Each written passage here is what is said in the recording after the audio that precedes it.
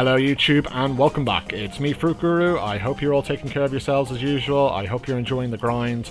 And today we're going to talk a little bit about card crafting in this game. There's probably going to be two types of people who stumble across this video. The first type, you probably jumped into the game and it all made sense to you somehow, and my hat goes off to you because I don't know how. The second type are going to be people like me who were basically presented with so many different types of terms and options. Card reconstruction, quality, bars half full, half empty. What do I do? And I'm definitely the latter. I couldn't figure this out at all. And I don't know if it's just me being a smooth brain, maybe I am, but hopefully if anyone else is in the same boat, this will help you.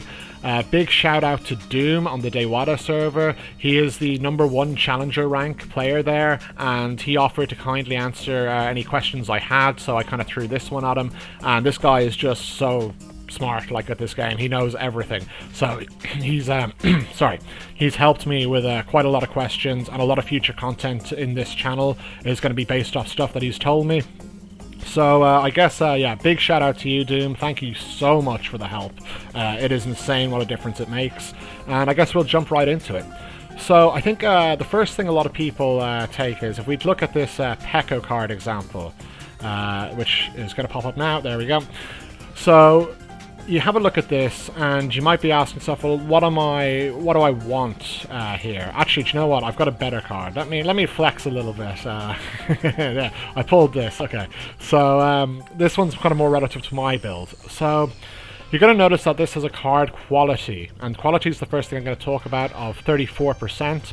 And this seems really low, and my first impressions when I was playing this game with these cards was if a card had low quality, it must be trash. This is simply untrue. It's not the case at all, because you're going to be looking for specific modifiers on your card that are going to benefit your build, and they're the only ones that matter. So if you actually have a look at the bars here, what's filled up, and the card quality, you will see that these bars actually, in total, when all added up, they equate to being 34% full, which is why I have a card quality of 34%.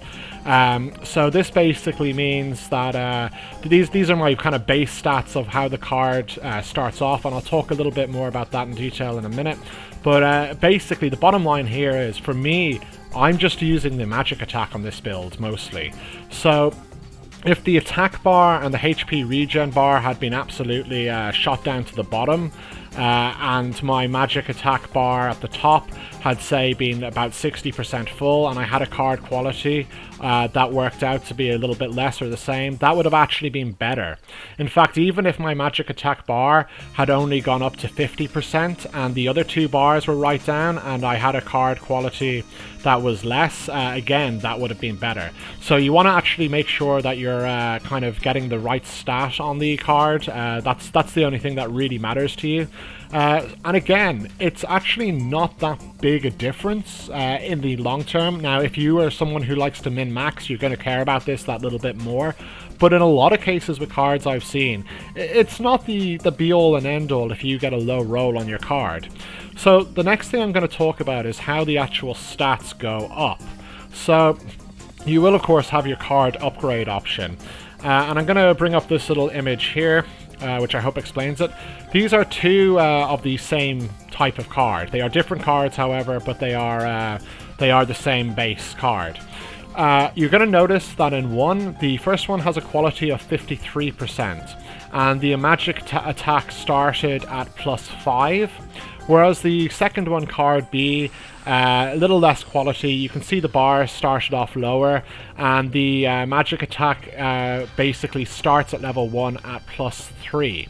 So I think because this is such a low card, the difference isn't going to be that big because the base stats on it aren't that big, but you can kind of get the idea that maybe if you had a super pumped juiced card that started out with a lot more stats, the difference will start to be a little bit more noticeable there. But it's not going to be the make or break for your build. There's no reason why not to use your Ifrit card if you found it just because it's low. It's still going to do the job from what I can see here. So the next thing to notice is how are the stats calculated when you upgrade it. So it might be a little bit small to see on the screen, but at the bottom I have put a red box around the upgrade potential here. So you can get 2 types of rolls when you are upgrading, and these are either going to be like a normal success, and as you can see, the chance on both of these is 1 to 10. So straight away, card quality does not impact the growth potential of the card. And if we were to roll a normal roll, we could get anywhere between 1 and 9 for the stat increase per level. If we were to roll a perfect great roll, that would be the full 10 points. So this is something that I didn't actually understand. Sorry, I have to cough, tickly throat. Apologies for that. So yeah, this basically means that it's very RNG based, so you can't really actually guess what your final card stats are going to equate to. But in a perfect world, you would get 10 perfect rolls between, for your first 10, and that would be 100 more to the stats. The reality is that's not going to happen, and you're probably going to get shafted like I do a lot of the time, and they're not going to work out that well. But the bottom line here is, just because you had a low quality card and the starting stats weren't great, it doesn't mean that by leveling up the card you're going to kind of be permanently penalizing yourself. You're still going to be able to grow it pretty well. So with that said, I think I'm going to move on to the next thing, and that is the card restore. So you probably noticed that every time you hit like the 10 level checkpoint, you get a card restore notification. And what this means, if I bring it up here, you can see, so my Osiris card is only level 35. But let's say I'd leveled it to level 35 and I was super serious about min-maxing this card. And I was getting just the normal success rolls, and say I was getting like the really bottom end of these success rolls, and it was a super important stat to me. What I can do is I can actually bring this back to level 30, where the last checkpoint was. And I can actually go and re-roll these stats again by leveling the card up and hoping that I get something a little bit better. So this does of course cost Nyan. It's something that you're only going to be really doing if you're super serious on your best in slot card, I'd imagine. You're probably not going to be doing it for quite a while because there's so many new things to prioritize right now.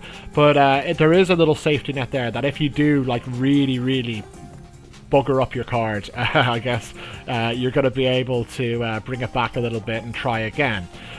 So, I mean, would I recommend doing this? Probably not right now with the server unless you're a mega whale, but it is an option.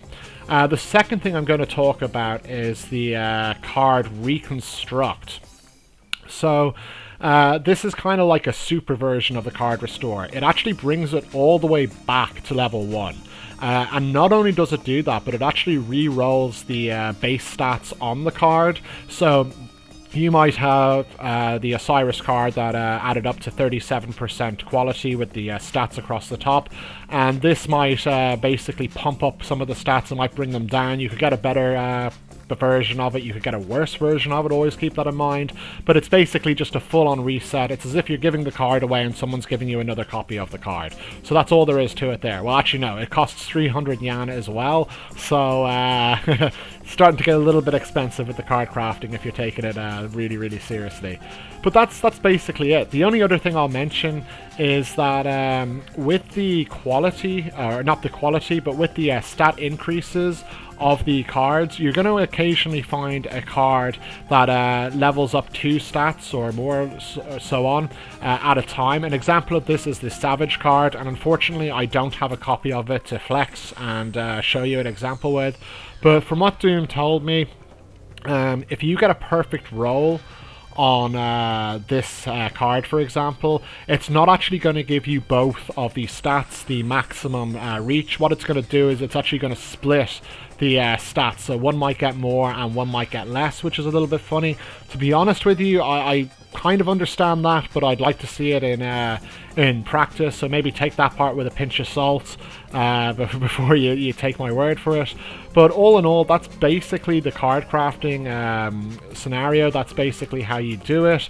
I hope this has kind of shed a little bit of light on it, because for me, I was so lost in the dark, it was ridiculous. If you do have any questions or I've missed anything, as always, give me a shout out in the comments. And as always, if you want to see more content, you can subscribe. Channel's actually been growing pretty well, so I guess the help is reaching people.